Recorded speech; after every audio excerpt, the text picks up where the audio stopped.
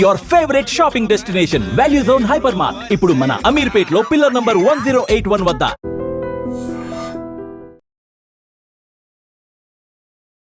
సరిగ్గా 100 రోజుల క్రితం ఆర్ 3 నెలల క్రితం జరిగినటువంటి ఎయిర్ ఇండియా విమానానికి సంబంధించిన క్రాష్ ఇన్సిడెంట్ ఎవ్వరు కూడా మర్చిపోలేదు. అది లండన్కి వెళ్లాల్సినటువంటి విమానం, 260 మంది ప్యాసింజర్స్ అట్లాగే స్టాఫ్ వెళ్తున్నటువంటి విమానం.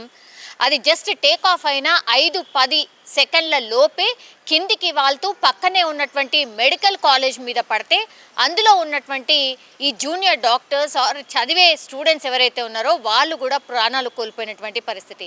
ఇప్పటి వరకు మనకున్నటువంటి లెక్కల ప్రకారం అయితే 274-75 మందో ఈ ఇన్సిడెంట్లో చనిపోయినటువంటి సిచ్యువేషన్. సో 260 మంది ఎవరైతే ఈ ఎయిర్ ఇండియా విమానంలో ప్రయాణం చేశారో అందులో ఒకే ఒక్కడు మృత్యుంజయుడిగా బయటపడ్డాడు. మనందరికీ తెలుసు, ఆయన పేరు వచ్చేసి విశ్వాస్ కుమార్ రమేష్. నిజంగా ఆ రోజు అసలు ఇంత లక్కీయెస్ట్ పర్సన్ ఎవరు ఉండరేమో. అసలు మృత్యుంజయుడు ఒకే ఒక్కడు మృత్యుని జయించాడు. ఇట్లాంటివన్నీ కూడా లక్కీ చామ్, లక్కీ పర్సన్ అంటూ కూడా పొగడ్తల వర్షం కురిపించిండ్రు. పూర్తిగా ఆయన విమానం అంతా కూడా మండిపోతుంటే ఆయన మాత్రం సజీవంగా ఆ మంటల మధ్యల నుంచి నడుచుకుంటూ వచ్చాడు. ఆ రోజు ఆ వార్త ఎంత పెద్ద సెన్సేషన్ క్రియేట్ చేసిందో మనందరికీ తెలిసిందే. ఆయనకు చూస్తే కూడా పెద్ద గాయాలు కూడా ఏమీ లేకుండే, కేవలం ఆ నుదుటి మీద చిన్న గాయం కనిపించింది, ఆ తర్వాత కాళ్లకు కొద్దిగా గాయం కనిపించింది, అండ్ ఆయన చెస్ట్ మీద కొంత ఇంజురీ కనిపించింది. అంతే తప్పించి అసలు మేజర్గా ఆయనకి ఎట్లాంటి గాయాలు కూడా మనకైతే కనిపించలేదు. అయినా మృత్యుంజయుడిగా గెలిచి వచ్చాడు కాబట్టి ఆయనను దగ్గరలో ఉన్నటువంటి హాస్పిటల్కి తరలించి 4 రోజుల పాటు హాస్పిటల్లో ఉంచి ఆయనకి ఇంకేమైనా లోపల ఇంజురీస్ ఏమైనా జరుగుంటాయో, ఎందుకంటే అంత పెద్ద ఇన్సిడెంట్ నుంచి ఒకే ఒక్కడు బయటపడ్డాడు, అది కూడా స్వల్ప గాయాలే కనిపిస్తున్నాయి.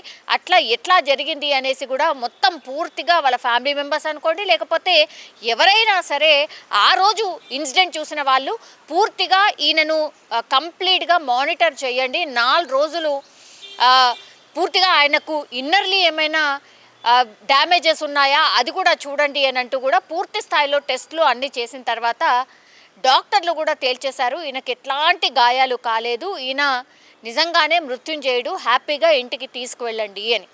ఆ తర్వాత పాపం ఈ విశ్వాస్ రమేష్కి మాత్రం ఈయన ప్లస్ వీళ్ళ అన్న పక్కపక్క సీట్లో కూర్చొని ప్రయాణం చేస్తున్నారు. ఇది ఈయన కూర్చున్నటువంటి ప్లేస్ 11A సీట్కి సంబంధించిన డిమాండ్ కూడా ఎంత పెరిగిందో మన అందరికీ తెలుసు. ఈ ఎయిర్లైన్ విమానానికి సంబంధించిన 11A సీట్కి కూడా చాలా పెద్ద ఎత్తున డిమాండ్ నడిచింది. బికాస్ ఆయన కూర్చుంది కూడా అక్కడే, అది ఎమర్జెన్సీ ఎగ్జిట్ డోర్ దగ్గరగా ఉంటుంది కాబట్టి ఆ విమానంలో ఆ సీట్కి కూడా పెద్ద ఎత్తున డిమాండ్ కూడా నడిచింది.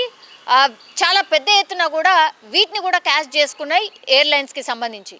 అయితే వీళ్ళ అన్నయ్య ఎవరైతే పక్కన కూర్చున్నాడో ఆ పక్కన కూర్చున్నటువంటి అన్నయ్య అనుకోండి, లేదంటే ఆ లోపల ఉన్నటువంటి వాళ్ళు అందరూ కూడా పూర్తిగా కాలిపోయి రక్తపు మడుగులో, అట్లాగే మొత్తం కాళ్ళు చేయిలు విరిగిపోయి మాడి మషైపోయిన సందర్భాన్ని అంతా కూడా ఈ రమేష్ చూసినటువంటి పరిస్థితి. అది పూర్తిగా ఆయన మైండ్లో ఎంత రిజిస్టర్ అయిపోయిందంటే ఇప్పుడు యాజ్ ఆఫ్ నౌ నిజంగా ఇది నేను చెప్తుంటే కూడా నాకు చాలా చాలా బాధ అనిపిస్తోంది. ఎందుకంటే ఆయన ఇవన్నీ చూసిన తర్వాత కంప్లీట్లీ అంటే ఎట్లయిపోయిండు అని అంటే, నేను అసలు బతుకున్నానా చనిపోయినా అన్న క్వశ్చన్ మార్క్లో ఆయన ఊగిసలాడ్లో ఉండిపోయాడు అని. ఇప్పుడు ఆయన ఎక్కడైతే మానసిక వైద్యుల దగ్గరికి పోవాల్సినటువంటి సిచ్యువేషన్ ఏంటి అని అంటే, ఆ రోజు ఆయన కళ్ళారా చూసినటువంటి దుర్ఘటన.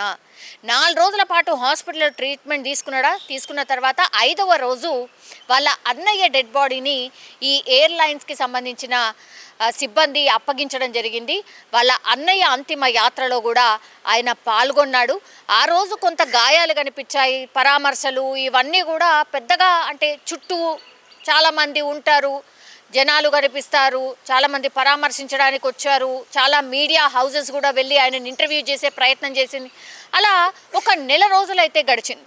ఆ తర్వాత ఆయన మానసికంగా ఎంత కుంగిపోయాడు అంటే ఇప్పుడు రాత్రిలో నిద్రపోతే ఆయన ఒక్కసారిగా ఉలిక్కిపడి లేస్తున్నాడంట. లేచి గట్టి గట్టిగా అరుస్తున్నాడంట. నేను బతుకున్నానా చనిపోయానా నాకేమవుతుంది, నా మీద విమానం పడుతుంది, ఇట్లాంటివి గట్టి గట్టిగా నిద్రలో అరుస్తున్నాడట. ఆ తర్వాత ఈ ఏరోప్లేన్ ఒకవేళ మన ఇంటి పైనుంచి ఏరోప్లేన్ వెళ్ళినా సరే ఆ ఏరోప్లేన్ని చూసి కూడా భయపడిపోతున్నాడట.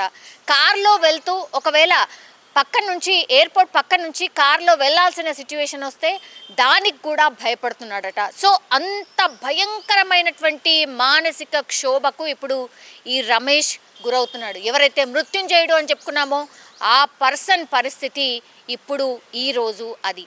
దీంతో కుటుంబ సభ్యులందరూ కూడా ఆందోళన వ్యక్తం చేస్తున్నారు. అసలు నా కొడుకుకి ఏమైంది, ఏంటి, ఇంత భయంకరంగా ఎట్లా భయపడిపోతున్నాడు, అసలు ఏం జరుగుతుంది, డాక్టర్ మా కొడుకు బాగుపడతాడా లేడా, ఎందుకంటే భార్య ఉంది, ఆ తర్వాత చిన్న పిల్లాడు ఉన్నాడు, వాళ్ళు ఇక్కడి వాళ్ళు కాదు, భారతదేశం వాళ్ళు కాదు, వాళ్ళ పౌరసత్వం కూడా వచ్చేసి లండన్, అక్కడ ఆయన డ్రీమ్ ప్రాజెక్ట్ ఆర్ ఆయన ఒక పారిశ్రామికవేత్తలాగా ఉన్నాడు, ఆయన బిజినెస్ని చూసుకోవాల్సిన అవసరం కనిపిస్తుంది. అట్లాగే అక్కడి పౌరసత్వం కాబట్టి మళ్ళీ బాబుకు కూడా ఇబ్బంది అవుతుంది, వాళ్ళ వైఫ్కి కూడా ఏం చేయాలో అర్థం కావట్లేదు, మా కొడుకు పరిస్థితి ఏంటి అని పాపం ఈ విశ్వాస్ రమేష్ వాళ్ళ అమ్మా నాన్న అడుగుతున్నారు. ఒక కొడుకుని ఆల్రెడీ కోల్పోయినరు వాళ్ళు, ఆ తర్వాత ఇంకో మిగిలి ఉన్నటువంటి కొడుకు పరిస్థితి చూసి వాళ్ళ తల్లిదండ్రుల ఆవేదన అంతా ఇంత కాదు. డాక్టర్ దగ్గరికి వెళ్ళి అడిగి అసలు ఏమవుతుంది డాక్టర్ అన్నప్పుడు ఇక్కడ కూడా మనకు ఫిజికల్గా ఆయనకి ఏ దెబ్బ కనిపించట్లేదు, ఏమైంది డాక్టర్ అని అంటే మీరు ఒక్కటే గుర్తుంచుకోండి, మీరెవ్వరు కూడా ఆ భయానకమైనటువంటి పరిస్థితిని చూడలేదు.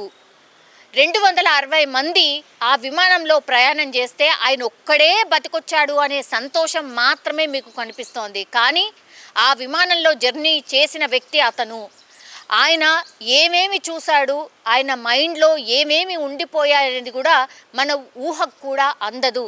పూర్తిగా అసలు మృత్యు ఒడిలోకి నేను వెళ్ళిపోయాను, ఆయన ఎక్కడ ఉండిపోయాడంటే నేను కూడా చనిపోయానని అప్పుడప్పుడు అడుగుతున్నాడు. అంటే పక్కన జరిగిన విధ్వంసాన్ని, ఆ భయానక సిచ్యువేషన్ని ఆయన చూశాడు కాబట్టి నేను ఇంకా కూడా బతుకున్నానా చనిపోయానా అని అప్పుడప్పుడు అడుగుతున్నాడంటేనే మీరు అర్థం చేసుకోండి.